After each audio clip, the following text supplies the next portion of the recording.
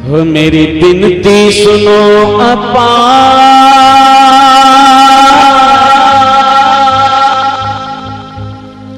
हो मेरी सुन लो करुण पुकार, राधिका रमण बिहारी,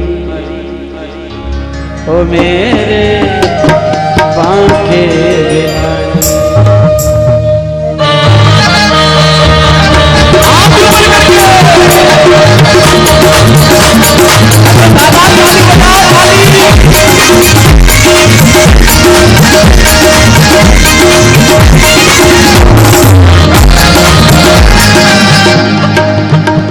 देखो माताएं बहनें तो ताली बजा रही हैं, भैया ने शर्म आ रही है माता बहनों की तरह सब। देखो मैं आपको बता दूं ताली बजाने के बहुत फायदे हैं। 3 फायदे हैं, कहो तो बताऊं। पहला फायदा, हाथों में रेखाएं होती हैं, अच्छी भी होती हैं बुरी होती हैं, दोनों तरह की होती हैं। अगर भगवान के कीर्तन में ताली बजाओगे तो बुरी रेखाओं का असर खत्म हो जाएगा, अच्छी का रहेगा। एक तो ये फायदा। दूसरा, ताली बजाओगे कथा में आलस्य और नींद बहुत आती है, ताली बजाओगे ना तो आलस्य नींद भाग जाएंगे, ये दूसरा फायदा। और तीसरा फायदा यह है कि मक्खी मच्छर बहुत है,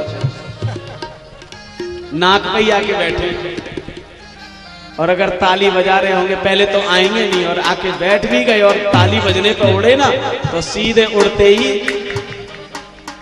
गोविंदाय नमो। तो ये फायदा है। तो हाथ ऊपर करके ताली बजाते हुए आनंद लीजिए। अरे भैया शर्म मत करो, लड़ाई हो जाए तो गाली देने में शर्म नहीं आती, लेकिन कीर्तन में शर्म आ रही है। एक बात कह दूं, ताली वो नहीं बजाते जिन्हें कोई गम होता है, ताली वो नहीं बजाते जिन्हें कोई गम होता है, ताली तो वो बजाते हैं जिनके हाथों में गम होता है।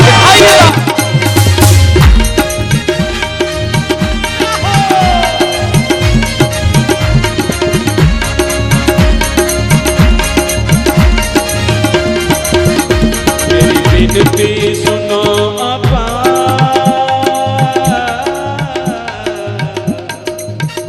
मेरी विनती सुनो अपार, मेरी करुणामयी सरकार, राधिका रमण बिहारी, हो मेरे भाग्य बिहारी, ओ राधिका रमण बिहारी, ओ मेरे भाग्य बिहारी, राधिका रमण बिहारी, हो मेरे भाग्य बिहारी। राधिका रमण बिहारी, ओ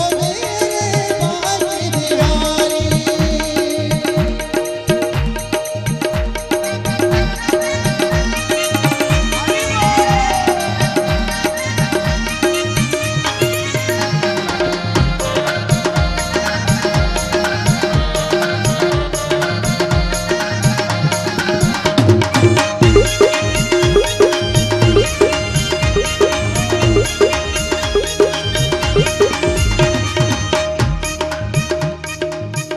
प्रभु छोड़ शरण हम और कहाँ पे जावेंगे, ओ छोड़ शरण हम और कहाँ पे जावेंगे। अरे कौन है जिसको जाए कि दर्द सुनावेंगे, ओ कौन है जिसको जाए के दर्द सुनावेंगे।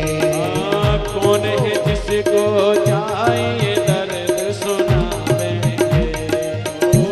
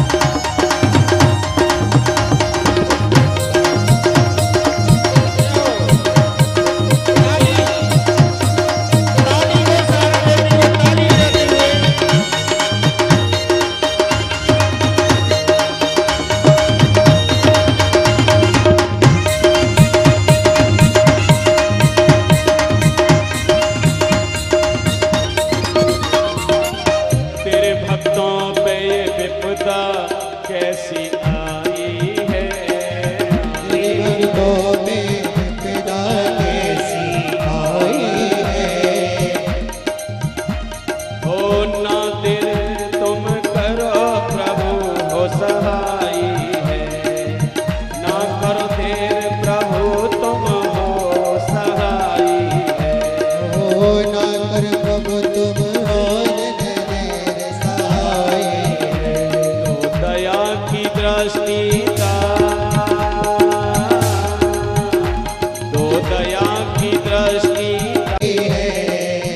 कितने किंकर की विपदा है तारी है, ओ तारी है। कितने किंकर की विपदा आज है तारी है। तेरी दया कमे बलिहार, तेरी दया पे मैं बलिहार राधिका, सुन लो करुण पुकार राधिका। रमण बिहारी ओ मेरे भाग्य बिहारी, ओ रमण बिहारी ओ मेरे भाग्य बिहारी, ओ रमण बिहारी ओ मेरे भाग्य बिहारी, ओ राधिका रमण बिहारी ओ मेरे भाग्य बिहारी, राधिका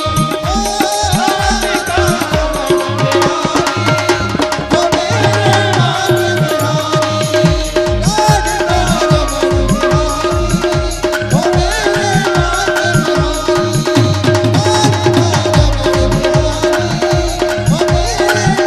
ओ मेरे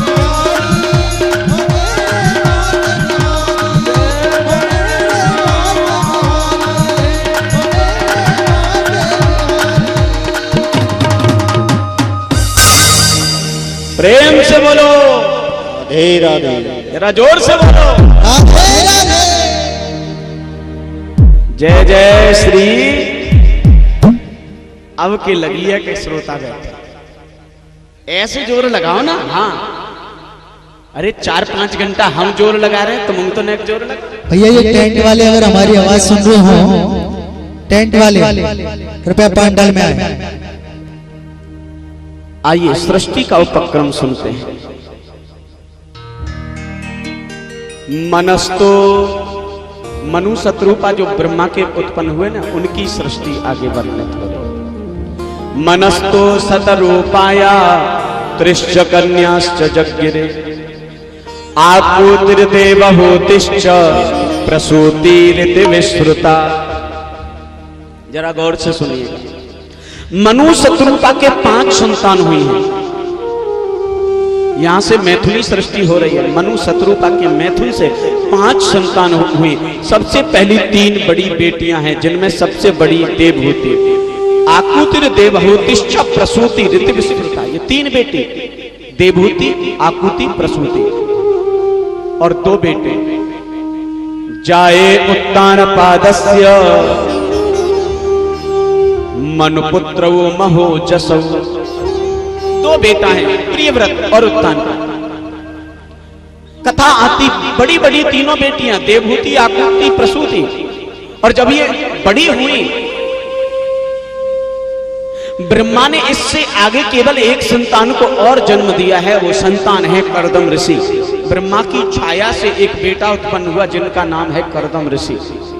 यमुना में तपस्या करने यमुना के किनारे पर गए। यमुना के जल में अंदर बैठ करके समाधि लगा के और 10,000 वर्षों तक तपस्या की कर्दम ऋषि ने।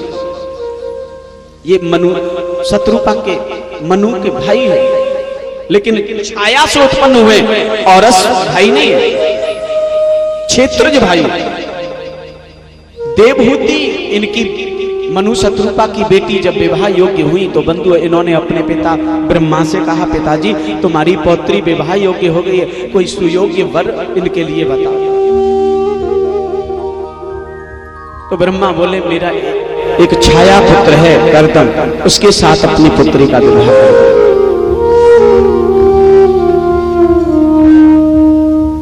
मनु शत्रुपा अपनी पुत्री देवहूति को लेकर के कर्दम ऋषि के आश्रम बिंदु सरोवर पर गए। और कथा आगे की सुनना। कर्दम ऋषि 10,000 वर्षों तक जल के अंदर बैठ के समाधि लगा के तपस्या की। 10,000 वर्षों की तपस्या लगाने के बाद में भगवान इनके सामने प्रकट हुए और भगवान ने कहा तुम मनचाहा वरदान मांग लो। तो कर्दम ऋषि ने कहा प्रभु हमें बस इतना वरदान दे दो कि हमारा मन हमारा चित्त आप में लगे, आपका भजन करे, आपका यजन करे, बस यही चाहिए और कुछ। भगवान बोले ऐसा कहकर के भगवान तो चले गए, लेकिन एक कर्दम ऋषि आ रहे हैं लौट के जल में से निकल कर। लेकिन मजे की बात ध्यान से सुनना, जल के भीतर से कर्दम ऋषि आ रहे हैं, जल के मध्य में एक मत्स्य को, एक मछली के पति को अपनी पत्नी और बच्चों के साथ में केल क्रीड़ा करते देखा। कैसी केल क्रीड़ा कर रहे हैं? बच्चा अपने मुंह में पानी भरे, मछली के ऊपर मारे, मछली मुंह में पानी भरे, मत्स्य के ऊपर मारे, मत्स्य पानी भरे, बच्चे के ऊपर मारे। बड़ी एक दूसरे के साथ में अटकेलियां कर रहे हैं, जल से खेल। आपने भी बंधु अनुभव किया होगा, कभी कभी हमारे बुजुर्ग लोग होते ना अपने नाती को गोद में ले लेते और उसको खिलाते, कभी उसकी नाक पकड़ते, कभी उसके गाल पकड़ते, खेलते, खुद भी खेलते, लेकिन बच्चा भी बाबा से खूब खेलता, मूंछ पकड़ पकड़ के। हाँ? जिन मूंछों को कभी किसी को हाथ नहीं लगाने दिया, अपना नाती उन मूंछों को पकड़ता ही नहीं केवल, बल्कि मूंछों को उखाड़ने की कोशिश करता। हाँ? और कभी कभी तो खेलते खेलते वो नाती है ना अपनी गोद में, जिस कुर्ते की कभी क्रीज नहीं टूटने दी, उसी कुर्ते पे उसका नाती गोविंद आया। वो जो आनंद है ना, उस आनंद में कपड़ा गीला हो रहा है, कोई चिंता नहीं, मूंछें उखड़ रही है, कोई चिंता नहीं। बाकी कोई दूसरे की मजाल क्या कि मूंछों पे हाथ लगा। ऐसी केल क्रीड़ा देखी कर्दम ऋषि के मन में आया, वाह क्या गृहस्थ जीवन है, क्या इनका नाता है, कितना सुंदर जीवन है। काश मेरा भी विवाह होता तो मैं भी ऐसा ही जीवन जीता, मेरे भी पुत्र होते, मेरा भी बेटा बेटी होते, मुझे भी ऐसे ही प्यार करता। किसी के पापा, किसी के चाचा, किसी के ताऊ, किसी के जीजा, किसी के साले, किसी के फूफा। गृहस्थ में कैसे कैसे नाते होते। और एक हम हैं सन्यासी लोग, महात्माओं के यहाँ तो एक ही नाता होता, दूसरे नाता दुनिया में है ही नहीं। ये जितने नाते ना, जीजा, साले, फूफा, फूफी आदि आदि, कहां नाते हैं? गृहस्थ में। सन्यासियों का एक नाता है, कौन सा? बाबा जी।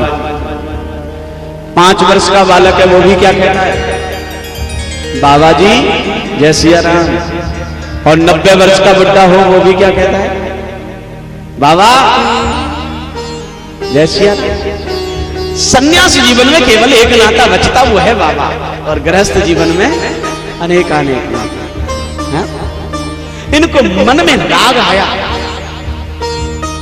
और फिर कहते हैं कि तपस्या की, और ब्रह्मा जी आए, उनसे भावना प्रकट की कि मैं विवाह करना चाहता हूं। और उन्होंने कहा कि मनु शत्रुपा की पुत्री देवहूति से विवाह कर लेना, आदि आदि। ये कथा तुमने सुनी, लेकिन इसमें भी कथा सुनाने का मेरा तात्पर्य एक अलग है। यहां ज्ञानी लोग, सत्संगी लोग बैठे, उनको थोड़ा चर्चा करके मैं बताता। 10,000 वर्षों तक तपस्या करने के बाद में लौटे हैं कर्दम ऋषि। कभी कभी हम लोगों को अगर 10-5 वर्ष भगवान का भजन करने, भक्ति करने, सत्संग करने, हम कथा कह लें या माला जप लें, तो हमारे मन में ये दृढ़ता और अहंकार आ जाता है कि साहब इतने साल से हम तपस्या कर रहे हैं, इतने साल से भजन कर रहे हैं, इतने साल से हम मेरी पूजा चल रही है, इतने साल से हमारा नियम चल रहा है। कभी अहंकार मत कर लेना। क्यों?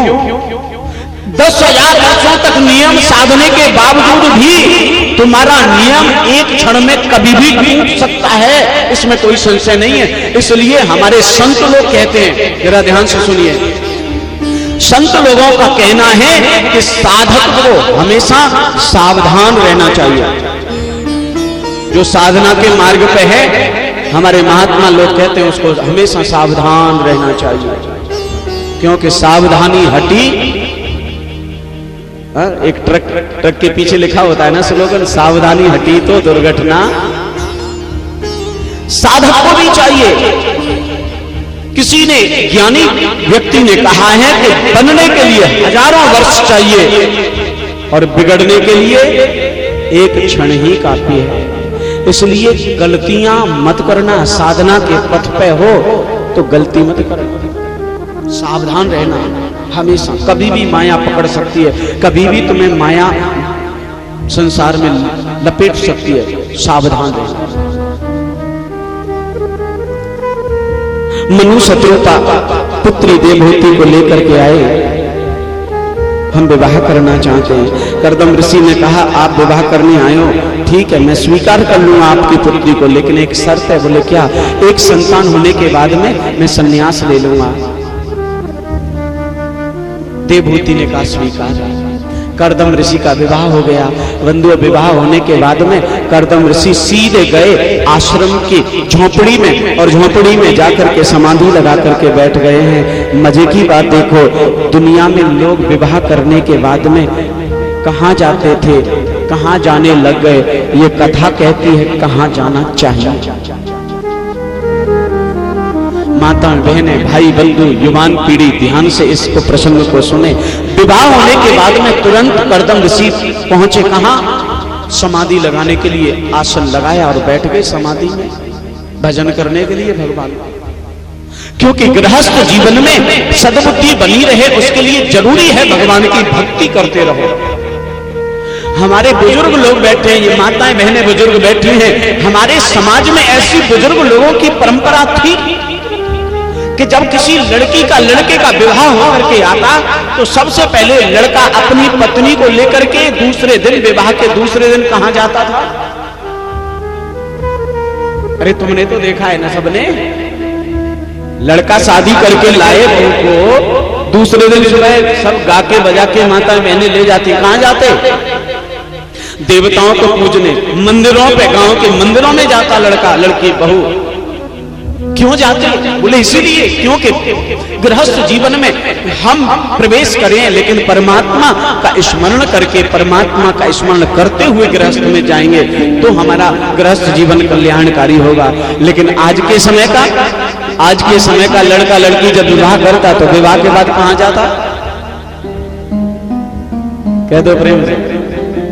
हाँ, हनीमून मनाने जाता है, शिमला, गोवा, स्विट्जरलैंड। अब बताओ, ऐसी परंपरा हमारी संस्कृति की चली आ रही है, बुजुर्गों की चली आ रही है। हमारी संस्कृति को विरासत में ऐसी ऐसी बातें देने का अवसर मिला, लेकिन हम उनको स्वीकार नहीं करते। कर्दम ऋषि समाधि लगा के बैठ गए और एक नहीं दो नहीं पूरे 16 वर्ष तक समाधि में बैठे रहे।